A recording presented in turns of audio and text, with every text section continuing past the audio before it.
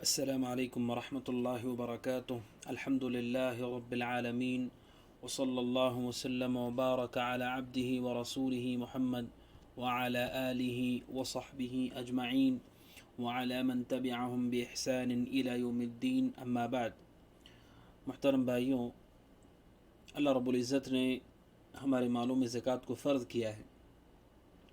زکوٰۃ سونے چاندی پر، انسان کے پاس جو پیسہ ہے، نقد ہے، کیش ہے، اس پر، سامان تجارت پر اور مویشیوں پر، اور جو غلہ اور اناج زمین سے اگتا ہے اس پر زکوٰۃ ہوتی ہے۔ زکوٰۃ فرض کی گئی ہے، اور مومن اس زکوٰۃ کو ادا کرتا ہے تو جہاں اس کا فریضہ پورا ہو رہا ہے وہیں پر وہ اللہ کے یہاں بہت بڑے اجر کا مستحق ہوتا ہے۔ بلکہ جو زکوٰۃ ادا کرنے والے ہیں، اللہ تعالیٰ ان کے مالوں میں کمی نہیں کرتا، بلکہ ان کا یہ مال جو وہ نکال رہا ہے اللہ کے راستے میں، یہ مال ان کے بقیہ مال کو پاک کرتا ہے، صاف کرتا ہے۔ اب یہاں پر ایک اہم بات ہے جو مجھے آج درس میں بیان کرنی ہے، وہ یہ ہے کہ اس زکوٰۃ کے مستحق کون ہے۔ ان ساری چیزوں میں زکوٰۃ ہوتی ہے جو میں نے بیان کیا، اس زکوٰۃ کو کسے دینا چاہیے، کون لوگ ہیں جو زکوٰۃ کے مستحق ہیں۔ بإذن اللہ تعالیٰ اس درس میں ہم یہ جاننے کی کوشش کریں گے کہ کون لوگ ہیں جن کو زکوٰۃ دی جانی چاہیے۔ سورہ توبہ آیت نمبر 60، یہ اصل ہے مصارف زکوٰۃ کے لیے کہ زکوٰۃ کس کو دی جانی چاہیے۔ اللہ رب العزت نے فرمایا انما الصدقات للفقراء والمساکین والعاملین علیہا والمؤلفة قلوبهم وفی الرقاب والغارمین وفی سبیل اللہ وابن السبیل۔ کہا زکوٰۃ، صدقات کن لوگوں کے لیے ہوتی ہے؟ 8 لوگوں کے لیے ہوتی ہے۔ کون ہیں 8 لوگ؟ فقراء نمبر 1، نمبر 2 مساکین، نمبر 3 عاملین یعنی زکوٰۃ وصول کرنے والے، نمبر 4 مؤلفۃ قلوبہم جن کا دل ہمیں اسلام کی طرف مائل کرنا ہے، وفی الرقاب نمبر 5 گردنوں کو آزاد کرنے میں،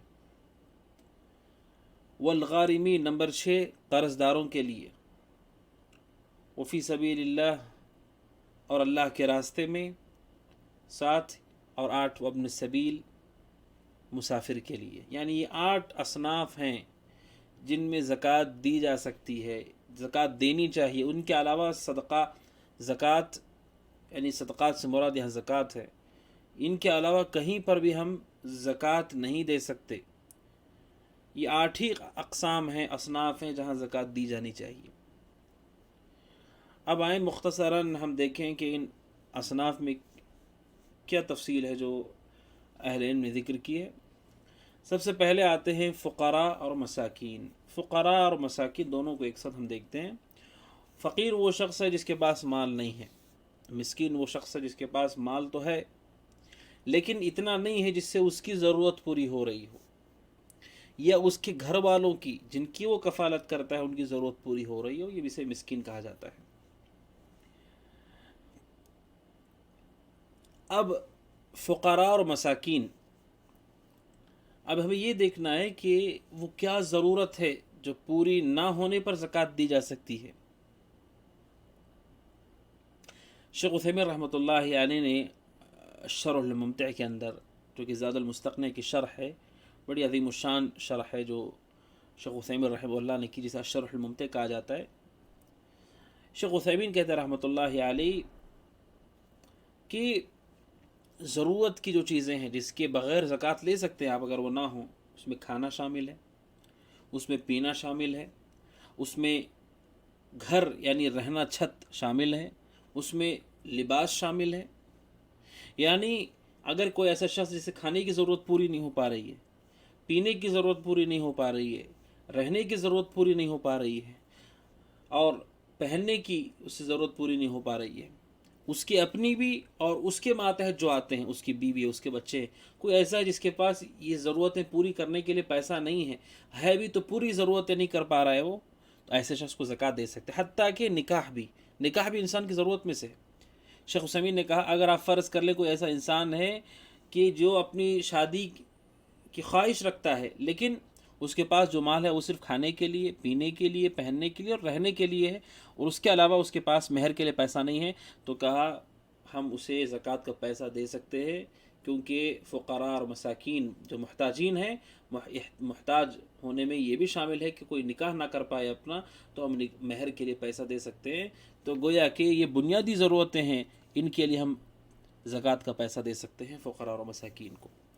بہت سارے لوگ کہتے ہیں کہ مسکین کون ہے، ہمیں نہیں معلوم، فقیر کون ہے، ہمیں نہیں معلوم۔ تو میں یہ بتانا چاہتا ہوں کہ جو بھی مسلمان، جو غریب آپ دیکھتے ہیں، جس کی بنیادی ضرورتیں نہیں ہو پا رہی ہیں، علاج ہے مثلا، علاج نہیں کرا پا رہا ہے اپنا، اور اس علاج کی ضرورت ہے، تو پھر آپ اسے اپنے زکوٰۃ میں سے دے سکتے ہیں، کیونکہ اس کی ضرورت ہے۔ کھانے کے لیے کھانا نہیں ہے، پینے کے لیے پانی نہیں ہے، پہننے کے لیے لباس نہیں ہے، رہنے کے لیے چھت نہیں ہے، باہر راستوں پہ سو رہا ہے، ایسے شخص کو زکوٰۃ دے سکتے ہیں۔ صحیح مسلم کی ایک روایت ہے ابو ہریرہ رضی اللہ تعالیٰ عنہ سے کہ اللہ کے نبی صلی اللہ علیہ وسلم کے پاس ایک آدمی آیا، اس نے کہا کہ اللہ کے نبی، میں نے ایک انصاری عورت سے شادی کی ہے، تفصیلی روایت ہے، اور آپ نے پوچھا کتنے پہ، تو کہا 4 اوقیہ پر۔ پھر اس حدیث کے اندر آخر میں ہے اللہ کے نبی صلی اللہ علیہ وسلم نے ان سے کہا، آنے والے سے کہا کہ بھائی دینے کے لیے ہمارے پاس ابھی کچھ نہیں ہے آپ کو، یعنی اس کو ضرورت تھی، آپ نے جسے شادی کی تھی اسے ضرورت تھی پیسے کی، اس نے شادی کر لی، اب اسے ضرورت ہے۔ آپ نے فرمایا کہ ہمارے پاس ابھی نہیں ہے، لیکن آپ نے فرمایا کہ ہم ممکن ہے کہ تمہیں کسی سریے پر ذمہ دار بنا کر کے بھیجیں، کسی جگہ ہم بھیجیں جنگ کرنے کے لیے، تو وہاں پر تمہیں وہ چیز مل جائے گی جو تم مطالبہ کرنے کے لیے آیا ہو۔ یعنی کہنے کا مطلب یہ ہے کہ نکاح کے لیے اس طرح سے مال دینا یہ درست ہے اور صحیح ہے، اس لیے کہ صحابی نے نکاح کر لیا اور اللہ کے نبی صلی اللہ علیہ وسلم کے پاس آئے، تو آپ نے فرمایا ابھی نہیں ہے، لیکن امید ہے کہ بعد میں آپ کو وہ مل جائے گا۔ تو یہ فقراء اور مساکین کے حوالے سے اہم بات ہے ضرورتوں کے اعتبار سے۔ اب آگے آئیے، فقیر اور مسکین کتنا مال اگر ان کے پاس ہو تو ہم ان کو زکوٰۃ نہیں دے سکتے، اس لیے کچھ لوگ کہتے ہیں کہ بھائی غریب تو ہیں وہ، لیکن ان کے پاس گھر ہے، ان کے پاس لباس ہے، پھر بھی ہم ان کو زکوٰۃ کیسے دے سکتے ہیں؟ تو کیا ضابطہ ہے اس کے لیے؟ تو اس کے لیے یاد رکھیے کہ جو میں نے پہلے ذکر کیا، اگر ان کی بنیادی ضرورت پوری نہیں ہو رہی جو میں نے ذکر کیا ہے، تو ان کو زکوٰۃ دی جا سکتی ہے، اگرچہ کہ ان کے پاس گھر ہو۔ بلکہ اس سے آگے مغنی میں ابن قدامہ رحمہ اللہ نے ذکر کیا ہے، میمونی جو امام احمد کے شاگرد ہیں، انہوں نے امام احمد بن حنبل سے پوچھا کہ بسا اوقات آدمی کے پاس اونٹ ہوتے ہیں، بکریاں ہوتی ہیں، جس میں زکوٰۃ بھی فرض ہو رہی ہے، لیکن اس کو ضرورت ہوتی ہے کیونکہ اسے اتنی کمائی نہیں ہو رہی ہے اس سے کہ اپنے گھر والوں کو پال سکے، کیا اسے زکوٰۃ دے سکتے ہیں؟ یہ امام احمد سے سوال کیا گیا کہ ایک آدمی کے پاس اونٹ بھی ہیں، ایک آدمی کے پاس بکریاں بھی ہیں، اتنے ہیں کہ اس پہ زکوٰۃ فرض ہو رہی ہے، لیکن اس کے گھر والے ہیں، اس کے بچے ہیں، اور وہ اپنی ضرورتوں کو، اپنی بچوں کی ضرورتوں کو پورا نہیں کر پا رہا، کیا اس کو زکوٰۃ دے سکتے ہیں؟ امام احمد نے کہا دے سکتے ہیں۔ کیا پتہ چلتا ہے؟ پتہ چلتا ہے کہ سامان کا ہونا اس بات کی دلیل نہیں کہ زکوٰۃ نہیں دے سکتے، بلکہ حسن بصری نے کہا رحمۃ اللہ علیہ کہ زکوٰۃ ان لوگوں کو بھی دے سکتے ہیں جن کا گھر ہے، جن کا خادم بھی ہے، لیکن اگر وہ محتاج ہے تو اسے دے سکتے ہیں، اگر وہ ضرورت مند ہے تو اسے دے سکتے ہیں، یعنی اس کی بنیادی ضرورتیں اگر پوری نہیں ہو رہی ہیں تو اسے وہ دیا جا سکتا ہے، کوئی حرج نہیں ہے۔ کس وقت نہیں دے سکتے ہیں؟ ایک یہ ہے کہ اس کے پاس ضرورتیں پوری ہو جاتی ہیں، کوئی اسے ایسی بنیادی ضرورت نہیں ہے جو باقی رہ جاتی ہے، تو اس کو زکوٰۃ نہیں دے سکتے، نمبر 1۔ نمبر 2، وہ شخص جس کے پاس مال نہیں ہے لیکن اس کے پاس قدرت ہے کمانے کی، اتنا کمانے کی طاقت ہے کہ وہ اس کے لیے، اس کے گھر والوں کے لیے کافی ہو جا سکتا ہے، ایسے شخص کو زکوٰۃ نہیں دے سکتے۔ شرط ہے کہ اس کو کام مل جائے، اس کے باوجود بھی نہیں کرتا ہے، یہ اس کا اپنا مسئلہ ہے، لیکن جس کے پاس طاقت ہے، قدرت ہے کہ وہ کما سکتا ہے اپنے لیے، اپنے گھر والوں کے لیے بنیادی ضرورتیں پوری کر سکتا ہے، اور اسے کام مل رہا ہے، تو ایسے شخص کو زکوٰۃ نہیں دے سکتے ہیں۔ ابو داؤد کی روایت ہے، اللہ کے نبی صلی اللہ علیہ وسلم کے پاس 2 لوگ آئے، آپ سے صدقہ مانگنے لگے، اللہ کے نبی نے ان کو دیکھا اور آپ نے دیکھا کہ بڑے مضبوط ہیں ہٹے کٹے. آپ نے کہا ان شئتما اعطیتکما، آپ نے کہا تم چاہو تو میں تمہیں دے دوں گا، لیکن آپ نے فرمایا ولا حظ فیہا لغنی ولا لقوی مکتسب. آپ نے فرمایا کہ یہ جو صدقات ہوتے ہیں ان میں دو لوگوں کا حصہ نہیں ہے. کن کا؟ مالدار کا، اور دوسرا اس طاقتور کا مکتسب، کہ جو کما سکتا ہے، جو کما سکتا ہے. ہاں ایک مسئلہ یہ واضح کر دوں کہ اگر کوئی شخص طاقت رکھتا ہے، کمانے کی استطاعت ہے، لیکن ایک ایسی جگہ پر جہاں اس کے لیے ابھی کام نہیں ہے، کوئی ایک ایسی جگہ پر ایسے مقام پر ہے اس کے پاس ابھی کام نہیں ہے، تو اس شخص کو زکوٰۃ دی جا سکتی ہے. مثلا کوئی شخص ہے جو اپنے علاقے سے کسی اور علاقے میں گیا، طاقتور ہے، کما سکتا ہے اپنے لیے اپنے گھر والوں کے لیے، لیکن اس وقت جہاں پر وہ گیا ہوا ہے وہاں پر اگر اس کے لیے کوئی کام نہیں ہے تو اسے زکوٰۃ دے سکتی، کوئی حرج نہیں ہے، جیسا کہ امام نووی رحمہ اللہ نے مجموع میں ذکر کیا ہے.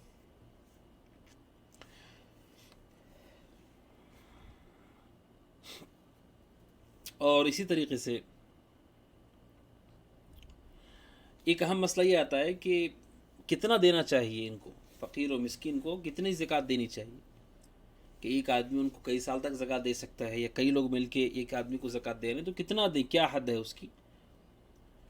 ابن حزم رحمۃ اللہ علیہ کہتے ہیں کہ اس کی کوئی حد شریعت میں نہیں ہے، اس کی کوئی حد شریعت کے اندر نہیں ہے کہ ان کو کتنا دینا چاہیے.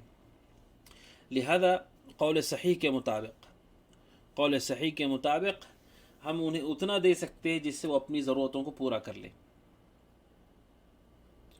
جس سے ان کی بنیادی ضرورتیں پوری ہو جا سکتی ہیں. مثلا مثال کے طور پہ کوئی ایسا شخص ہے جس کے پاس کھانے پینے پہننے کے لیے تو ہے، لیکن اس کے لیے چھت نہیں ہے، تو اس کے لیے رہنے کا انتظام کرنے میں اگر 2 لوگوں کی زکوٰۃ لگتی ہے تو 2 لوگ زکوٰۃ دے سکتے ہیں. 4 لوگوں کی لگ رہی ہے، 4 لوگ زکوٰۃ دے سکتے ہیں. یہاں تک کہ اس کے لیے آپ نے رہنے کا انتظام کر دیا، اب اس کے پاس کوئی ضرورت کی چیز باقی نہیں رہی ہے، تو الحمدللہ اس کا معاملہ پورا ہو گیا. اس کے بعد آپ زکوٰۃ نہیں دے سکتے اس کو. تو گویا کہنے کا مطلب یہ ہے کہ حد کوئی طے نہیں ہے اس حوالے سے، بس جس سے اس کا گزر بسر ہونے لگے، اس کی بنیادی ضرورتیں پوری ہو جائے، جسے قیام العیش کہا جاتا ہے. ایک روایت میں اللہ کے نبی صلی اللہ علیہ وسلم نے اس کا ذکر کیا ہے کہ صدقہ کس کو دینا چاہیے، کس کے لیے مانگنا جائز ہے. وہاں پر آپ نے فرمایا اس کو دو، یہاں تک کہ قیام العیش زندگی کی جو بنیاد ہے اس کی صحیح ہو جائے، تو پھر اس کے بعد اس کو نہ دیا جائے.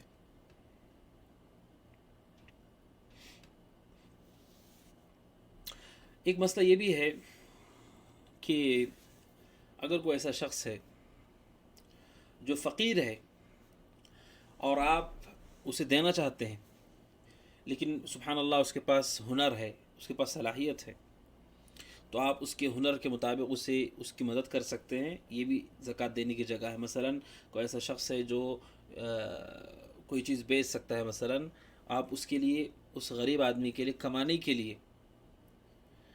کے لیے آپ اس کے لیے انتظام کرتے ہیں. مثال کے طور پر آپ اس کے لیے اتنا مال دے دیتے ہیں کہ جس سے وہ انویسٹ کر کے کما سکے، یا کوئی آلہ ہے جس سے وہ کام کر سکتا ہے. مثلا مثال کے طور پر کوئی ایسا شخص ہے جو کپڑے دھل کر کے لوگوں کی ذریعے سے کما سکتا ہے. مثال کے طور پر کسی جگہ پر کوئی فقیر آدمی ہے جس کے پاس مال نہیں ہے، تو آپ اسے وہ مشین دلا سکتے ہیں جس مشین سے وہ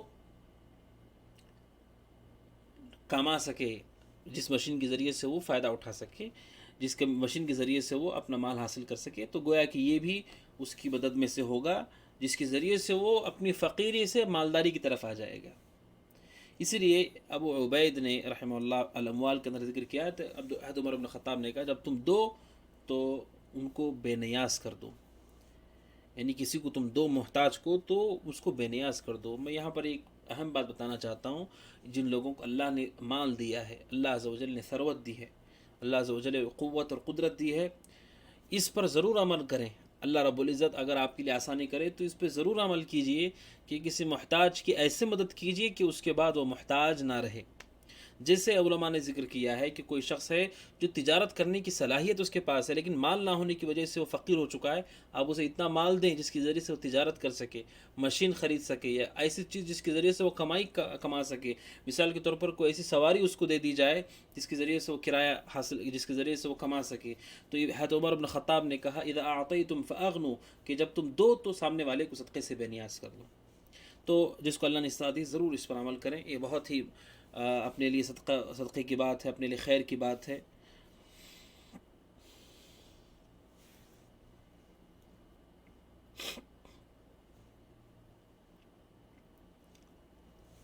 اور اس کے بعد فقراء اور مساکین کے مسئلے تو ہو گئے، فقراء اور مساکین۔ تیسرا ہے عاملین۔ عاملین سے مراد کون ہے؟ عاملین سے مراد وہ لوگ ہیں جو جن کو سلطان یا جو خلیفہ ہوتا ہے، حکمران ہوتا ہے، وہ زکوٰۃ جمع کرنے کے لیے دیتا ہے، جمع کرنے کا حکم دیتا ہے اور وہ جمع کرتے ہیں، تو یہ جو لوگ ہیں ان کو بھی زکوٰۃ دی جا سکتی ہے۔ اور اس کے لیے علماء نے شرط ذکر کی ہے کہ مسلمان ہونا چاہیے، جو مسلمانوں کی زکوٰۃ کو جمع کرنے والا ہو، اور وہ مکلف ہو، بالغ ہو، عاقل ہو، اور وہ امانت دار ہو، اور اس کے پاس زکوٰۃ کے مسائل کا علم بھی ہو، تو ایسے لوگوں کو بھی زکوٰۃ دی جا سکتی ہے۔ اگرچہ کہ اہل علم نے کہا اگرچہ کہ وہ مالدار ہوں، لیکن چونکہ وہ حکمران کی طرف سے زکوٰۃ جمع کرنے والے ہیں، ان کو بھی زکوٰۃ دی جا سکتی ہے، کوئی حرج کی بات نہیں ہے۔ اور پھر اس کے بعد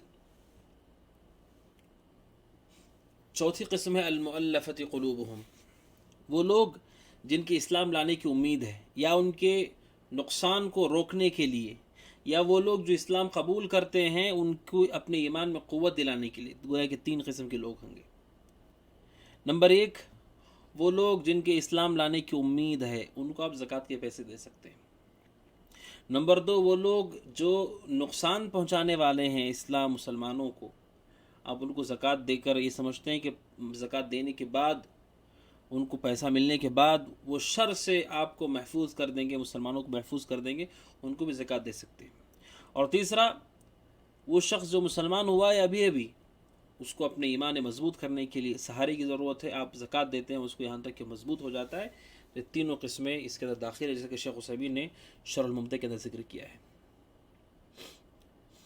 اللہ کے نبی صلی اللہ علیہ وسلم کا یہ تعامل تھا۔ اللہ کے نبی صلی اللہ علیہ وسلم نے صفوان ابن امیہ کو بہت سارے اونٹ دیے، تو صفوان ابن امیہ نے کہا کہ ایسی عطا ہے، ایسا کرم ہے کہ اس کے بعد فقیری کا کوئی ڈر نہیں ہے۔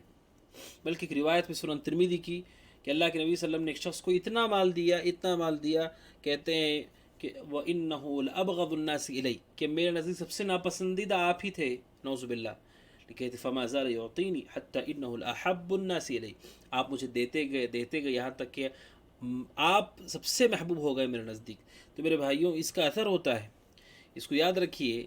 ایک حل یہ بھی ہے کہ بسا اوقات دشمنوں کو آپ ان کے شر سے روک سکتے ہیں ان کا تعاون کر کے، یعنی آپ ان کی ضرورتیں پوری کیجیے، آپ ان کی ضرورتیں پوری کیجیے، ان پہ خرچ کیجیے، اس کے ذریعے سے دشمنی ختم ہوتی ہے، شر ختم ہوتا ہے، اور آپ اس کو تجربہ کر کے دیکھ سکتے ہیں۔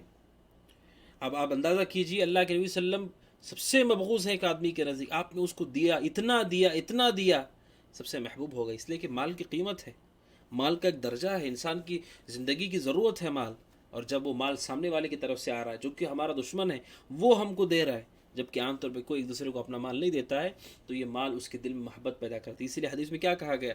آپ نے کہا ایک دوسرے کو ہدیہ دو، اس سے آپس سے محبت بڑھتی ہے۔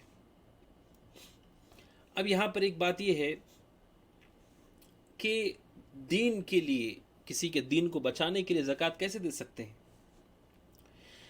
ایک آدمی مسلمان ہوا، اس کے اسلام میں مضبوطی لانے کے لیے آپ زکوٰۃ کیسے دے سکتے ہیں؟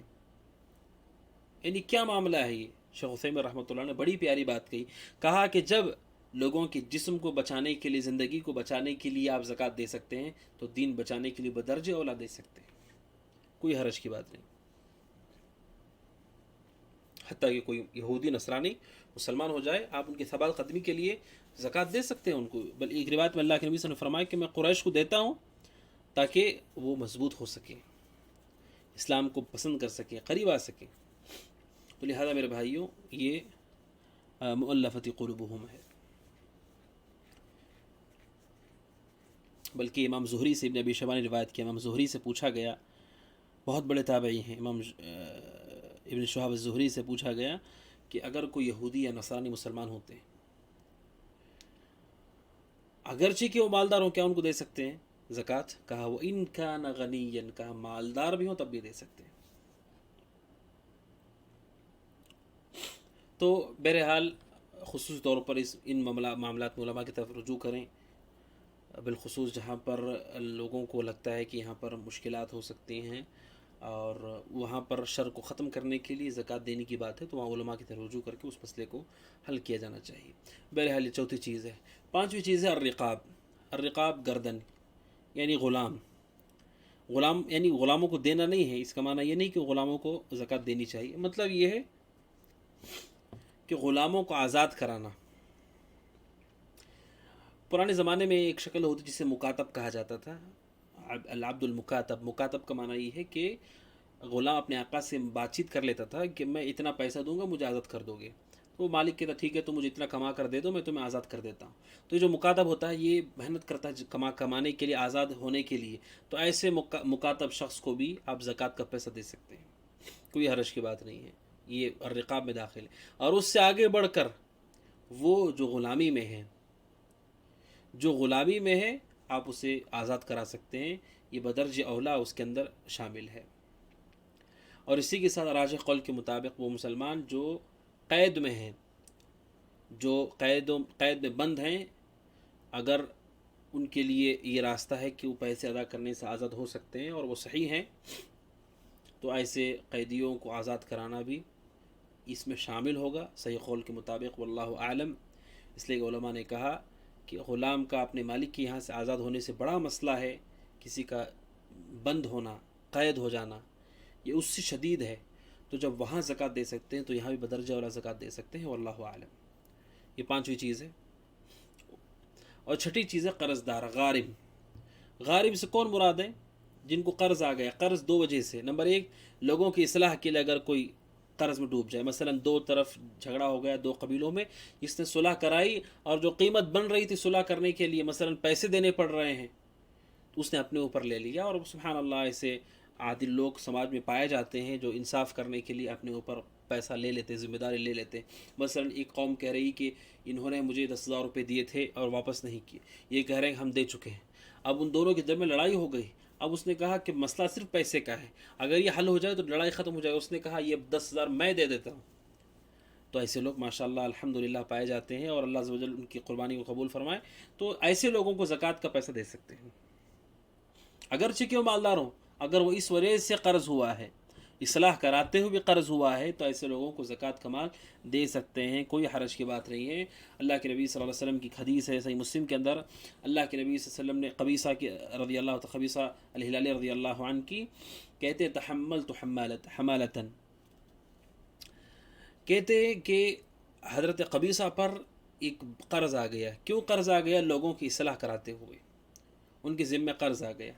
اللہ کے نبی صلی اللہ علیہ وسلم کے پاس وہ آئے طلب کرتے ہوئے۔ اللہ کے نبی صلی اللہ علیہ وسلم نے فرمایا کہ اقم حتی تأتینا الصدقہ، آپ نے کہا رکو یہاں تک کہ ہمارے پاس صدقے کا مال آئے تو ہم تمہارے لیے حکم دے دیں گے۔ اس موقع پر اللہ کے نبی صلی اللہ علیہ وسلم نے فرمایا یا قبیصۃ ان المسألۃ لا تحل الا لإحدى ثلاثہ، آپ نے فرمایا کہ مانگنا تین لوگوں کے علاوہ جائز نہیں کسی کے لیے۔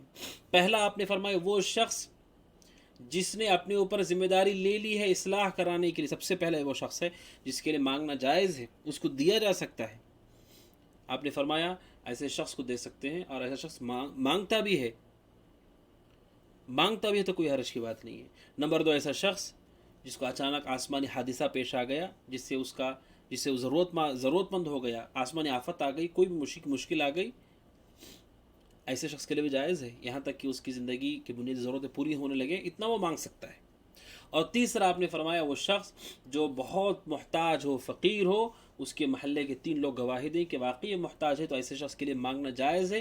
اس کے علاوہ آپ نے فرمایا اے قبیصہ فما سواہن من المسألۃ یا قبیصۃ فسحت یأکلها صاحبها سحتا، آپ نے فرمایا اس کے علاوہ جو ہوتا ہے وہ حرام ہوتا ہے، قبیصہ انسان حرام کھاتا ہے، یعنی ضرورت مند آدمی نہیں ہے، نہ آسمانی آفت آئی ہے، نہ اس نے صلح کرا کے اس پہ قرض آیا ہے، اس کے باوجود وہ مانگتا ہے، تو یہ شرعاً جائز نہیں ہے۔ اور آپ کو بتا دوں کہ ان لوگوں کے علاوہ اسلام میں مانگنا جائز نہیں ہے، مانگنا بہت بری صفت ہے۔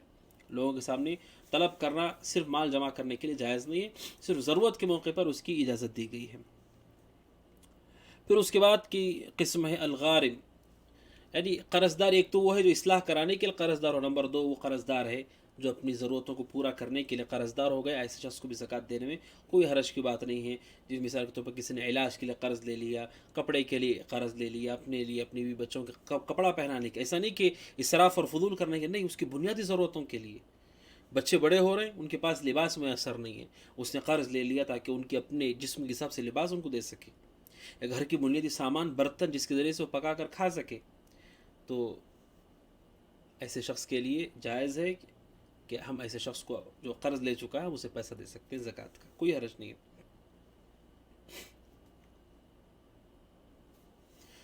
امام مجاہد رحمہ اللہ نے کا یہ قول کہتے ہیں 3 لوگ ہیں جو قرض دار ہیں جن کو زکوٰۃ دے سکتے ہیں، جیسے قرآن نے کہا نا والغارمین، 3 لوگ غارمین قرض دار ہیں۔ کون قرض دار ہیں؟ امام مجاہد نے کہا رجل ذهب السیل بمالہ، ایک یہ ہے کہ پانی آیا اور پانی اس کے پورے مال کو بہا کر لے کے چلا گیا۔ نمبر 2 رجل اصابہ حریق فذهب بمالہ، ایک گھر میں آگ لگ گئی پورا مال چلا گیا۔ اور تیسرا کا وہ آدمی جس کے پاس بیوی بچے ہیں لیکن مال نہیں ہے اور وہ قرض لیتا ہے ان پر خرچ کرنے کے لیے، کہا یہ بھی قرض میں غارمین میں شامل ہے جس کو زکوٰۃ دے سکتے ہیں۔ لیکن یہاں پر شرط ہے، کون قرض دار کو زکوٰۃ دیتے ہوئے ان شروط کا بھی ہمیں خیال کرنا چاہیے۔ نمبر 1 کہ وہ فقیر ہو، اپنے قرض کو ادا کرنے کی طاقت نہ رکھتا ہو۔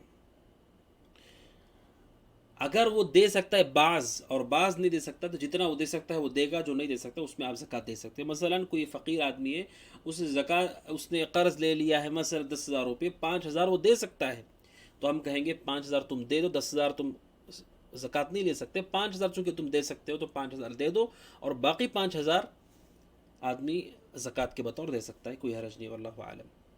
یہ پہلی شرط ہے۔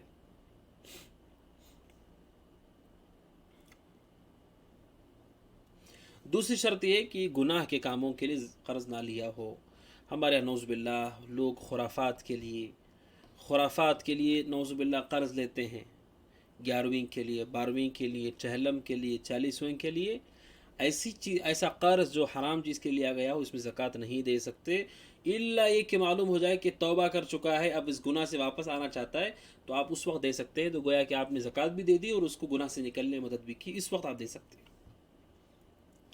اور تیسری بات یہ ہے کہ کسی شخص نے قرض لے لیا ہے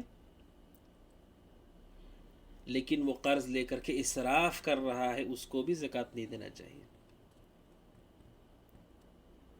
اس کو بھی زکوٰۃ نہیں دینا چاہیے۔ اللہ تعالیٰ نے کہا وَكُلُوا وَاشْرَبُوا وَلَا تُسْرِفُوا إِنَّهُ لَا يُحِبُّ الْمُسْرِفِينَ۔ سورہ اعراف میں اللہ نے کہا کھاؤ پیو مگر اسراف مت کرو، اسراف مت کرو۔ اللہ تعالیٰ اسراف کرنے والوں کو، فضول کرنے والوں کو پسند نہیں کرتا ہے۔ خامخواہ اسراف کرنے والے، بغیر کسی ضرورت کے، صرف دکھانے کے لیے، بغیر کی ضرورت کے فضول کرنے والے لوگ اسراف ہیں۔ اور سب سے بڑا اسراف حرام پہ خرچ کرنا ہے، اس کو یاد رکھیے۔ اگر آپ حرام پہ 1 روپیہ بھی خرچ کرتے ہیں تو وہ فضول خرچی ہے، وہ فضول خرچی اور حرام پہ خرچ کر رہے ہیں۔ لہذا فضول خرچی اگر کوئی کر رہا ہے اس پہ زکوٰۃ نہیں۔ اگر مثال کے طور پر کسی شخص نے قرض لے رکھا ہے بہت قیمتی گاڑی کے لیے جس کی اسے ضرورت بھی نہیں ہے، ایسے شخص کو زکوٰۃ نہیں دے سکتے کیونکہ یہ اسراف کے بطور ہے۔ اور 7ویں چیز ہے فی سبیل اللہ، اللہ کے راستے میں، اس سے مراد جہاد کے لیے، مجاہدین پر اور جو جہاد کے جو امور ہیں ان کے لیے، اور جہاں پر حاکم وقت موجود ہے مسلمان تو وہاں پر اللہ کے راستے میں قتال کے لیے دیا جا سکتا ہے، کوئی حرج کی بات نہیں ہے۔ اور بعض اہل علم نے کہا کہ حج کے لیے دینا، اگر کوئی فقیر ہے اس کو حج کا پیسہ دینا، یہ بھی زکوٰۃ کے مصارف میں سے ہے۔ اور اس قول کو اختیار کرنے والوں میں امام احمد ہیں، حسن بصری ہیں، اور اسی طریقے سے اس قول کو ابن عمر، ابن عباس رضی اللہ تعالیٰ عنہما نے اختیار کیا ہے، اور ابن تیمیہ رحمہ اللہ نے اس کو صحیح قرار دیا ہے۔ اگر کوئی فقیر ہے اور اس کو حج کے لیے پیسہ دیا جاتا ہے تو یہ جائز ہے ان علماء کے نزدیک۔ اور صحیح بات یہ ہے کہ یہ جواز کی حد تک ہے، زکوٰۃ دینے والے کو دیکھنا چاہیے کہ کون زیادہ حاجت میں ہے، کون زیادہ ضرورت میں ہے۔ تو بہرحال اللہ کے راستے سے مراد جہاد ہے، اور ایک قول کے مطابق حج بھی اس میں شامل ہے۔ آدمی کو چاہیے کہ وہ مصالح کو دیکھ لے کہ کیا زیادہ شدید ضرورتیں ہیں جو لوگوں کو آن پڑی ہیں، اس پر وہ اپنی زکوٰۃ کو خرچ کرے۔ اب مسئلہ یہ آتا ہے کہ بعض لوگوں نے کہا اللہ کے راستے سے مراد ہر نیک کام پہ، مسجد کے لیے، مدرسے کے لیے، قرآن چھاپنے کے لیے، کتابیں چھاپنے کے لیے۔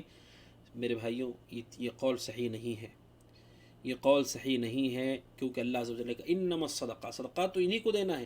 انما کا مطلب یہ ہے کہ یعنی 8 کے علاوہ آپ نہیں دے سکتے ہیں، قید کر دیا گیا ہے۔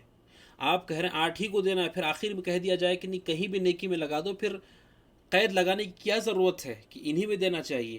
یہ قرآن کی بلاغت کے خلاف ہے، یہ قرآن مجید کے اسلوب کے خلاف ہے۔ قرآن جب کہہ رہا ہے اسی میں دینا ہے آپ کو، 8 کے علاوہ نہیں، حالانکہ اگر ایسی بات ہے کہ کسی بھی اچھے کام میں دے سکتے ہیں تو قرآن یہ کہہ دیتا ہے کہ اللہ کے راستے میں دے دو، جہاں بھی آپ کو اچھا لگتا ہے وہاں دے دو. لیکن جب قرآن گنا رہا ہے 1 2 3 4 5 6 7 اور وہاں پر آپ کہہ رہے ہیں کہ 7ویں نمبر پہ ہے کہ ہر ایک کو دے سکتے ہو, تو پھر ان چیزوں کو گنایا کیوں گیا؟ تو یہ قرآن کے اسلوب کے خلاف ہے. اس سے مراد جہاد ہے, اور اس سے مراد قول کے مطابق, جیسے میں نے کہا ابن عمر ابن عباس رضی اللہ تعالیٰ عنہ کے قول کے مطابق حج کے لیے بھی دے سکتے ہیں. اور بعض اہل علم نے کہا کہ وہ جو آج کی شدید ضرورت ہے, جو اللہ کے راستے میں کوششیں کرنے والے مراکز اسلامیہ ہیں, اسلامک سینٹرز ہیں, اس کو بھی بعض اہل علم نے شامل کیا ہے. لیکن صحیح بات یہ ہے کہ حج میں اس کو محصور کیا جائے.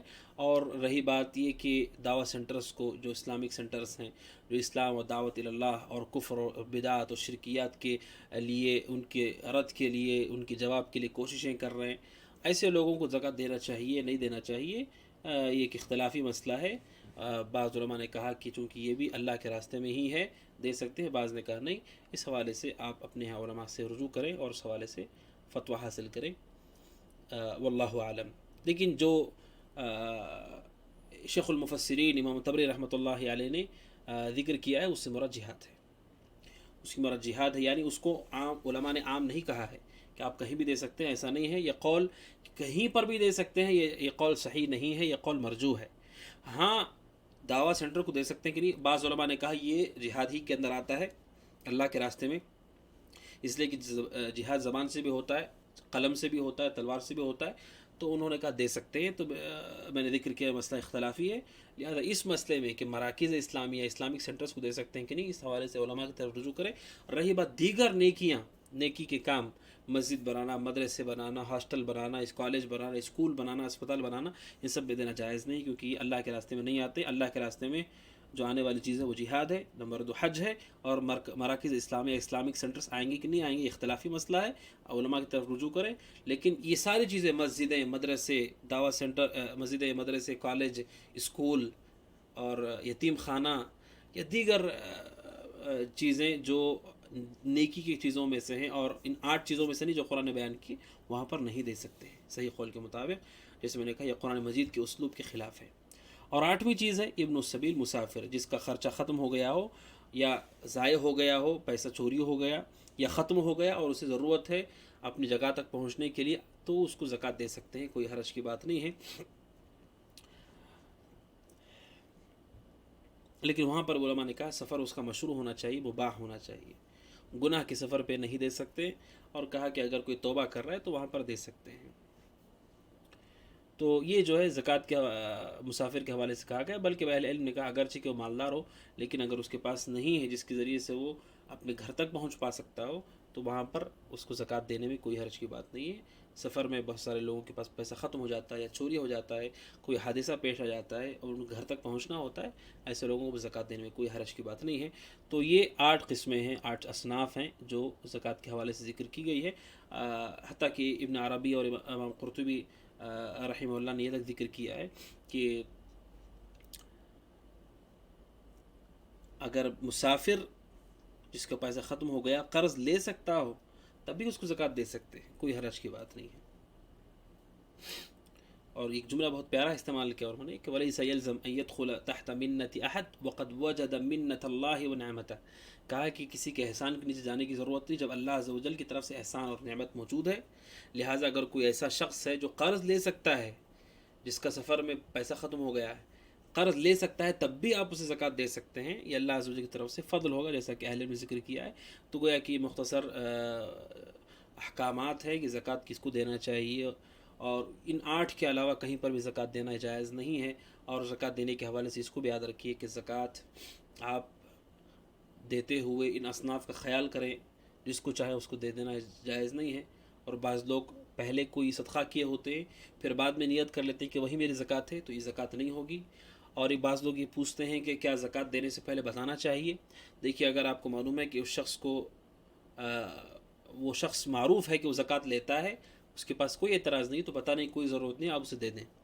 لیکن کوئی ایسا شخص ہے جس کے بارے میں آپ کو لگتا ہے کہ وہ زکوٰۃ کا پیسہ نہیں لیتا ہے, اور آپ کو لگتا ہے کہ وہ ضرورت مند ہے, تو آپ اسے بتا دیں کہ زکوٰۃ کا پیسہ ہے. اگر وہ چاہے تو بچ سکتا ہے وہ, لہٰذا اگر کوئی معروف ہے تو آپ دے دیں، لینے والا ہے تو دے دیں، لیکن آپ کو لگتا ہے کہ یہ نہیں لینے والا ہے تو اسے بتا دیں۔ اللہ رب العزت دعا ہے کہ اللہ تعالی ہمیں ان احکامات کا خیال کرنے کی توفیق عطا فرمائے، آمین۔ وصلی اللہ وسلم علی نبینا محمد وعلی آلہ وصحبہ اجمعین۔